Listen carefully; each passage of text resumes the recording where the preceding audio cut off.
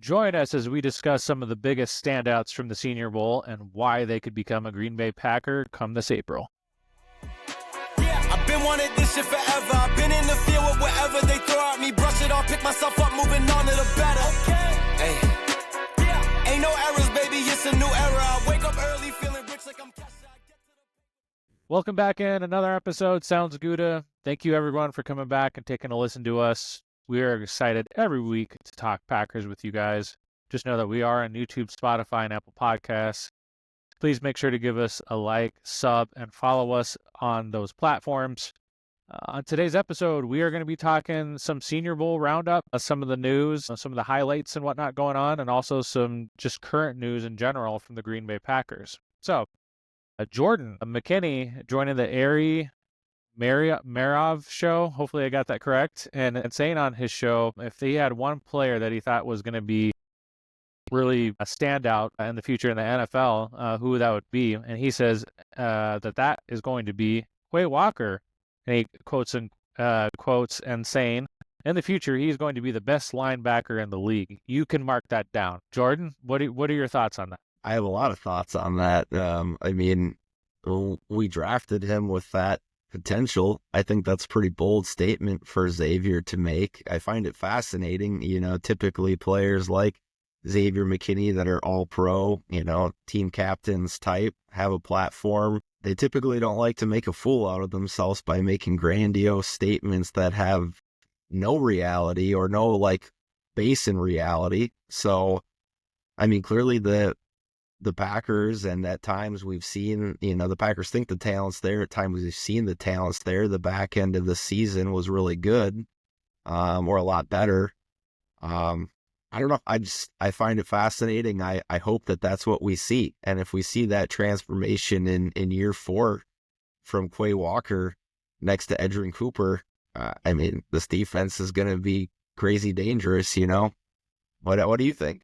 Yeah, well, obviously, Quay Walker did flip a script. Light bulb went off on his head or something because he played a lot better there towards that second half of that season. I don't know if he's all pro or best linebacker in the league play. I think he's a long way away from that. But he was definitely playing pretty competent, pretty good middle of the row linebacker than being, really bad like he was in the first half. So you're spot on. If that ends up happening, Edgerrin Cooper and Quay Walker together are going to absolutely take over this league, and that would be great for the Green Bay Packers. But honestly, I will believe that when I see it. But you are also spot on there too. And McKinney going out there and actually saying that for him, being one of the best safeties, if not the best safety in the league, that's an extremely bold statement, putting yourself out there like that. So I really hope that it comes true. Yeah, it reminds me a little bit of, when there was a lot of support on both the offensive and defensive side of the ball for Jordan Love before we really saw a lot of Jordan Love. The difference here is that we've seen a lot from Quay Walker and have our own eye test on the matter. So I'm hopeful that means that there's good things coming in 2025.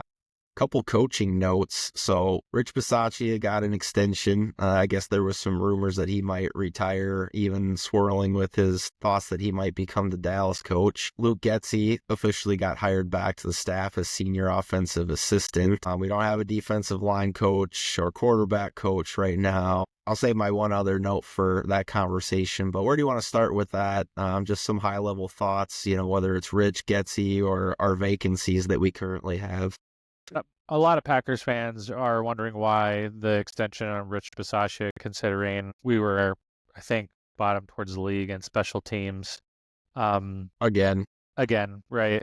So, the facts and the stats definitely would not prove that, but it sounds like Matt LaFleur really leans on Rich Bisaccia for a lot of different stuff. He's the game manager, so when the defense is on the field, he can go over and have his conversations with the quarterback, with the offensive players, and I think Bisaccia is the one that's in charge for making sure that the right types of calls, the right type of subs in and out, which obviously, as you know, if you don't get that right, you're just going to get penalties and stuff galore, right? So it sounds like they really like him for what he does in that. He's a really good mentor. He's that important, right?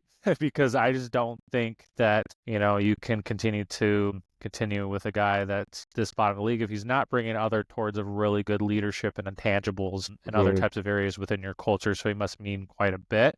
And also too, we're paying him. I believe he'd be still under contract. So, I might move into like a Sean Mananga into like a Mo Drayton, right? Then if you got rid of Sean Mananga, then you have to promote from within because you're still paying Sean Mananga's contract, that type of thing. And I think just to clarify some things, and maybe I don't know enough about it, you talked about a lot of the roles that they appointed Rich to in making decisions, some game management decisions. And I'm not sure if he already had that definitively in his repertoire. It sounds to me like he's being appointed those additional responsibilities to own a little bit more. Yeah.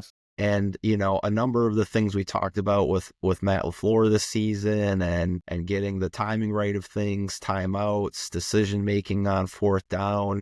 And I've heard about plays where it's like, well, I had to call a timeout because I had to check in with my other coordinators and things like that. So if this streamlines that process and Matt LaFleur trusts Rich to make the decision, come to him, and he can do his thing, like you said, work with Jordan on plays or focus on calling the offense a little bit more. That would be valuable. Now, if was already doing that in 2024 and was already without the kind title, of guy, maybe. Well, and was the guy pulling the strings and making those decisions already, then I would have a lot of questions about this because those were some of the biggest things that we had gripes about already. So just my thoughts there. But yeah, Luke Getsy. Couple thoughts that I have on that. So one, there's a lot of rumors about Stenavich. There's some opportunities out there for offensive coordinator. It's been on record that they're not going to roadblock him from taking a job where he has play calling. Getsy has been Jordan Love's quarterback coach in the past, and it was highly rumored that Getsy was Matt LaFleur's preferred choice to be offensive coordinator before he left to take that play calling opportunity in Chicago. So, what does that tell me? I mean, Getsy was, I think, also highly involved in the passing game previously. Aaron Stenavich is obviously more of a running game expert and was previously the running game coordinator before that. So, we marked on the show that, maybe we need to be a little bit pass first or more pass first oriented. And maybe bringing him in as the senior offensive assistant will balance out that preparation, the voice in the room that leans into the passing game a little bit more, regardless of whatever his title becomes. And he could be the backup plan to be the OC if Stenavich does leave for another opportunity, or he could just be kind of in the waiting to become quarterback coach again, pending that move. And right now is a senior offensive assistant. So lots of moving pieces there. Right now, not a high stakes thing. Probably not a bad voice to have in the locker room if Matt LaFleur trusts him. So that's some really good facts that you had there too on him. Not to bury the lead too much, we'll finish our coaching notes quickly and then we'll get to the prime subject of the Senior Bowl. But just a little surprising, I know there's some angst out there, at least as of us recording this. Maybe by the time you listen to it, the Packers will have made a move at defensive line. But White Cotton and Casey Rogers are both gone. White Cotton to the Cowboys, Casey Rogers, I forget where he went, but those were, on paper, Detroit. Two of them, Detroit, that's right. But he had a previous relationship with Dan Campbell. So that leaves us with Eric Washington as the only other known candidate. He has been the Panthers and Bears DC previously, spent time with the Bears, Panthers, and Bills as their defensive line coach. He does have great experience.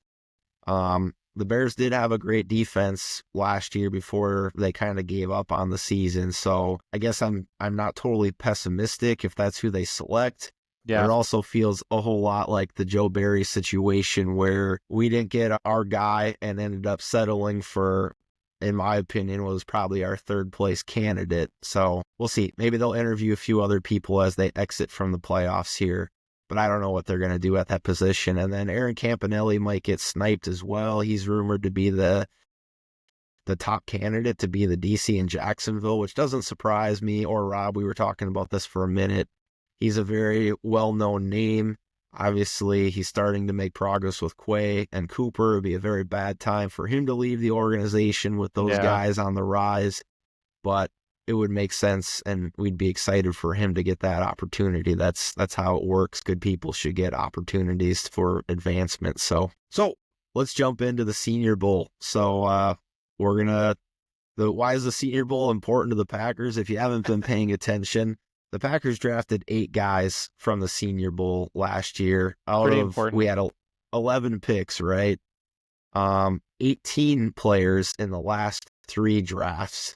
So you're talking about Jordan Morgan, Bullard, Lloyd, Williams, which Williams rose a lot through the Senior Bowl, and he was we're going to talk about some of the Senior Bowl darlings. He was one of those guys last year at the Senior Bowl, so despite combines or whatever, where Williams maybe had a 5th round pick, the Packers fell in love with him at the Senior Bowl and made him a 4th round pick. We saw the results, right? Oladapo, Glover, Pratt, and King. In previous drafts, Jordan Love, Christian Watson, Romeo Doubs, Devontae Wyatt, Jaden Reed, Luke Musgrave, Wicks, Brooks, DeBose, Angabari. The list goes on. So Goody's there, he's watching intently, and they've already interviewed a lot of these players. So I would be willing to bet right now we have 8 draft picks. Let's just call it probably 4 of those guys are coming from the Senior Bowl. So let's talk about some of these big names, people that are rising up the draft board, people that we're seeing clips on X or Twitter. But who have you seen so far that's caught your eye that could be a future Packer, Rob? Yeah, this one, first off, I think a lot of people have seen his absolute domination, bull rush. And we all know that, nobody wins in these types of processes or preseason or whatever, but it's very, very intriguing.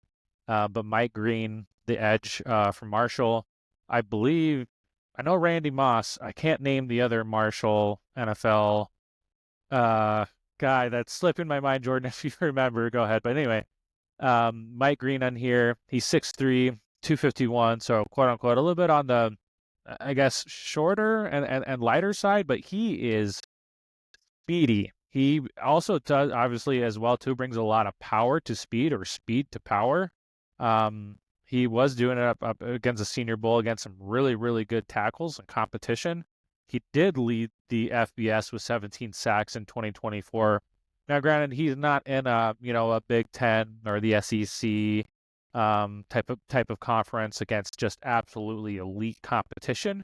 But it does, just from the straight eyeball test, I just know that this kid is going to come in, he's going to play. He's going to make an impact, and I'd be shocked if he made it out of the first 20 picks. He does have 4.57 40 speed, and like I alluded to from before, he brings a lot of different types of traits that I really don't think that the Packers, minus like Aaron Mosby, would really bring to this Packers edge rush, and some speed around the edge, and can also mix that in with some power. So, Jordan, what are your thoughts here on Mike Green?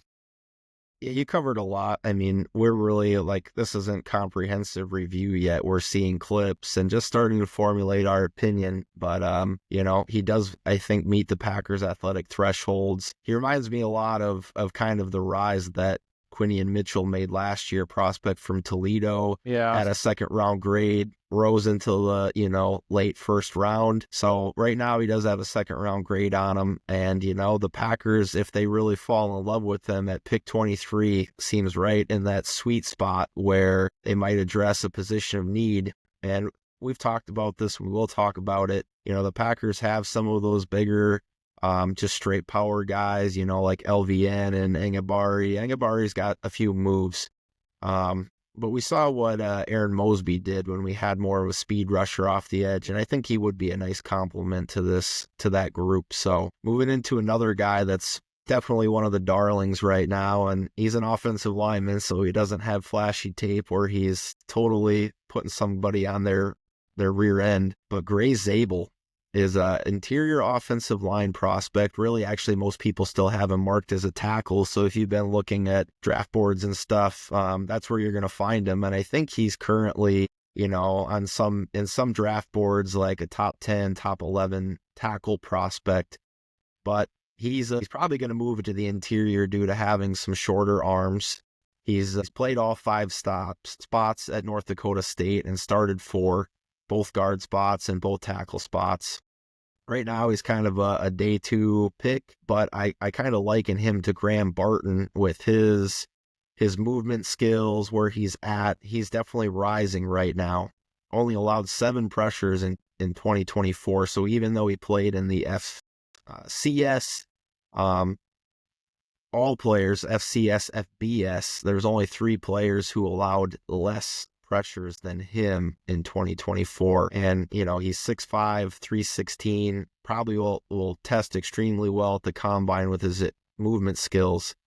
He is a 100% Packers type, and we've seen the Packers go out and draft a center before in the second round. Josh Myers was the second round pick. If we just want to straight up address that situation and add some depth, add a 7th guy to that room that we really like, Gray Zabel might be your guy. So I don't know if you've seen any more from him or heard any more from him, but you got anything else on Zabel, Rob? No, I just don't want to fall in love with him like I did with Graham Barton and then have my heart ripped out from my body, because obviously that was one of my biggest draft crushes from last year. Everything you just said, he sounds like a straight up Packer. He's got the versatility, like Zach Tom, esque. That's one of his comps is Zach Tom, actually. That's from one of the draft websites I looked up. That's a non-Packers comp, as somebody comped him to Zach Tom. So, there's all you need to know. Yeah, and to be honest, I didn't know too much until I started seeing a lot of stuff from the Senior Bowl, so I'm going to have to dive in a little bit further. There's not quite as good of tape. Imagine that for or offensive linemen out there on the YouTube University, but try to dig up what I can, or at least the stuff from the Senior Bowl, because absolutely it sounds like a really good Packers type and might be a really good early day 2 pick. Yeah, let's talk about a couple wide receivers next, and we'll pair the 2 guys that I like the most as Packer types together. You pick your flavor on which one you want to talk about, but Jaden Higgins, a wide receiver from Ohio State, and Jalen Royals, a wide receiver from Utah State. So who do you like? They both look really good. So Jaden Higgins, he'll have more kind of Christian Watson-esque type of length. He is 6'4", 205 pounds. Definitely doesn't run as fast as Christian Watson. He runs a 4.55 projected 40. But it does look like so far that his route running is a lot more crisp, a lot more defined, and Packers fans will all rejoice here.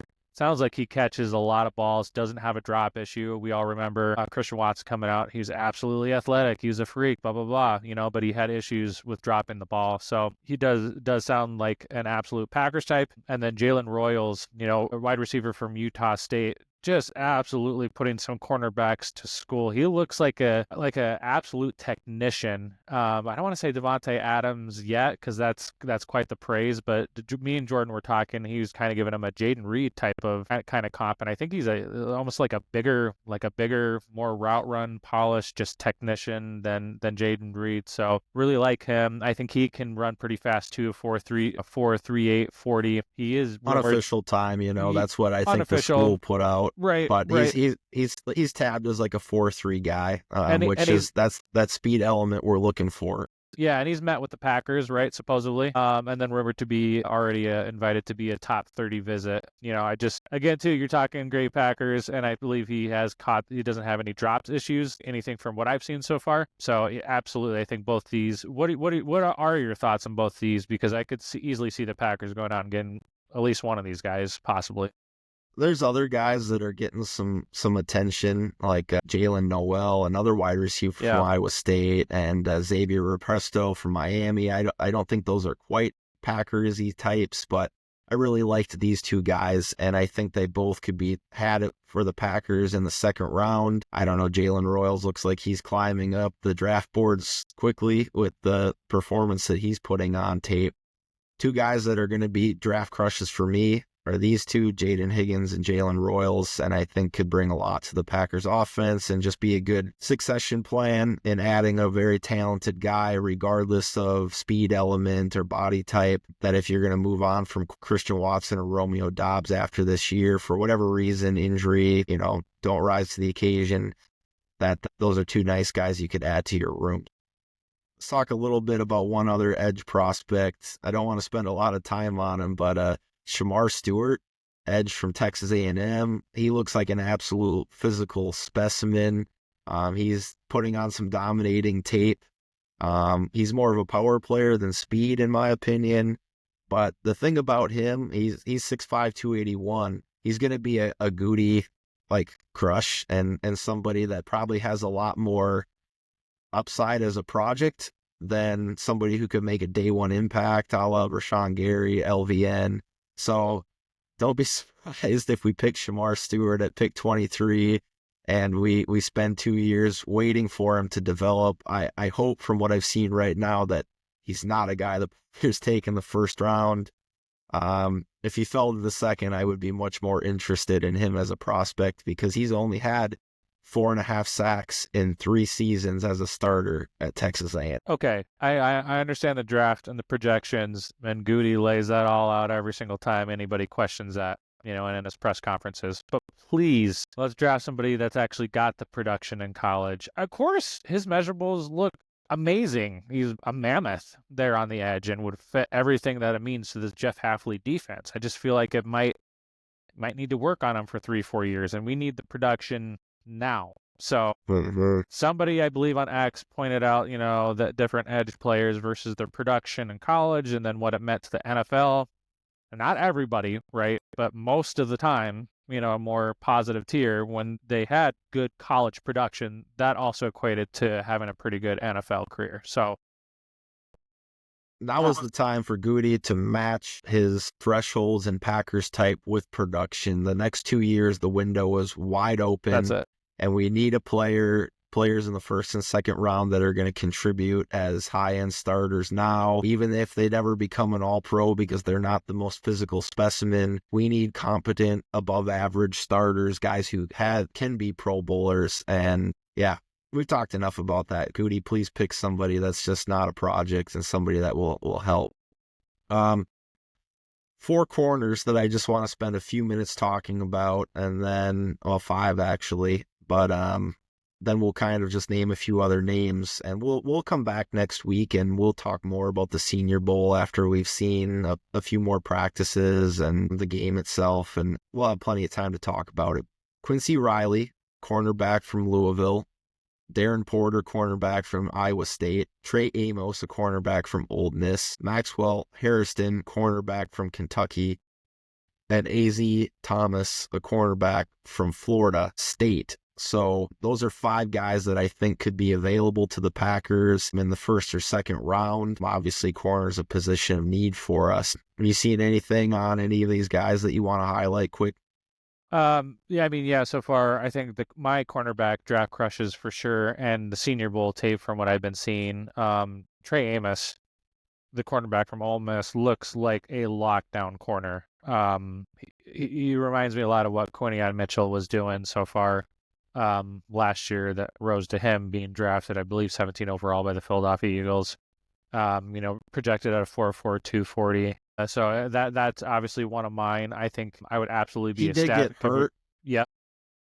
So we're probably not going to see much more of him. We won't see him probably until the Combine or his pro day, which is unfortunate. But he did. Yeah. He was rumored to have and had some pretty good tape in the first day of practice before he got hurt. So yeah, and his PFF grade, at least in college, has jumped every single year up until this last year. That was his highest one. So I what did he have, an ankle injury? I don't even know. I think that was just rumored, but he's so far I'd be absolutely ecstatic if we got him. And then the other one on here that I've watched a lot of tape on too is, and I like how you do this, A.Z. Thomas, because his first name is pretty difficult to say, but the Florida State, man, and he's got some length. He's 6'2", 198, projected at a 4.5 40, but great coverage against some of the best there at the Senior Bowl on tape. So he's another one too that I've watched more than a few different YouTube videos on and really loved what I've seen. So those 2 specifically are the ones I'm keen in on and don't have as much tape or coverage on some of these other ones that you've pointed out. Yeah, I'll hit the other ones really quick. Quincy Riley, I think he'll be a riser. He's projected to be a day 2 pick. Take it or leave it. He's like a Jaire Alexander clone. Weird coincidence that he also played football at Louisville. Yeah. He's 5'10", 192. The Packers have met with him. But he's putting on some great tape there. Darren Porter, cornerback from Iowa State, he's got good length and size too, 6'2", 200. He was clocked as the fastest player on the national squad. He topped out, he was gunned at 22 miles an hour, so he's a projected 4.3, 8 kind of guy. So size, speed combination, probably a second-round pick. Kind of sounds like a great Packers selection at a position of need. And Maxwell Harrison, a cornerback from Kentucky, he's also rising up the boards. I think people don't really know where he's going to be, second round, third round, but probably a day 2 pick. He's 6'1", 186. He might be a little light for Packers traditional standards, but kind of like Jaden Reed, if they feel like he can put on 5 or 6 pounds, he's probably right there for them. 4.48 speed. So a couple of great options for them. So just a few other meetings that they've had. The Packers have met with Jalen Rivers, a late projected pick, tackle from Miami, Ja Joyner, an edge from Minnesota, Walter Nolan, which is a first-round defensive tackle prospect from Ole Miss. I really like the odds for him maybe if Packers want to address the defensive tackle position in the late first round, a move up early second round. But like I said, this is just a kind of skimming the and highlights so far, and we'll talk a lot more about these prospects. Pretty good chance that this list is going to have some guys we're highly interested in come April. So that's all we got for you today, folks. We've got more great content coming out every Wednesday and Saturday. So thanks for listening. Share with your family, your friends, other Packers fans, other, now that we're in draft season, just people that want to learn about draft prospects as well. We maybe we're going to do our best to give you the best coverage we have. And, we're excited for this off season. So, if you're listening on Spotify, Apple Podcast, make sure to follow us on YouTube, comment, let us know what you think, but connect with us at X. Rob's handle sounds Gouda with 3 A's and mine is Olson Jord. But until next time, Packers Nation, have a Gouda morning, a Gouda afternoon, and a Gouda night. Go Pack. Go Pack. Been wanted this shit forever. I've been in the field with whatever they throw at me. Brush it off, pick myself up, moving on to the better. Okay. Hey.